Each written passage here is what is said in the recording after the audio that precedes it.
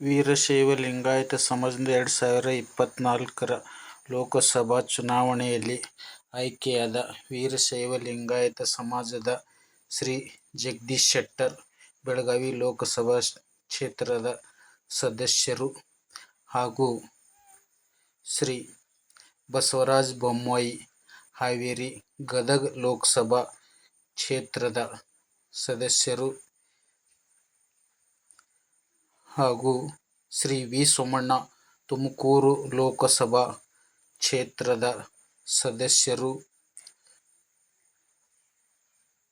Shri P C Gaddigoudar Bagalkot Lok Sabha ಕ್ಷೇತ್ರದ ಸದಸ್ಯರು, ಅದರಂತೆ ಬಿ ಎಸ್ ಯಡಿಯೂರಪ್ಪನವರ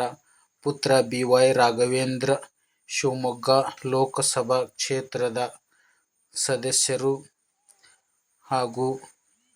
ಶ್ರೀಮತಿ ಪ್ರಭಾ ಮಲ್ಲಿಕಾರ್ಜುನ್ ದಾವಣಗೆರೆ ಲೋಕಸಭಾ ಕ್ಷೇತ್ರದ ಸದಸ್ಯರು, ಶ್ರೀ ಈಶ್ವರ್ ಖಂಡ್ರೆ ಅವರ ಪುತ್ರ ಸಾಗರ್ ಖಂಡ್ರೆ ಬೀದರ್ ಲೋಕಸಭಾ ಕ್ಷೇತ್ರದ ಸದಸ್ಯರು ಇವರೆಲ್ಲ ವೀರಶೈವ ಲಿಂಗಾಯತ ಸಮಾಜದಿಂದ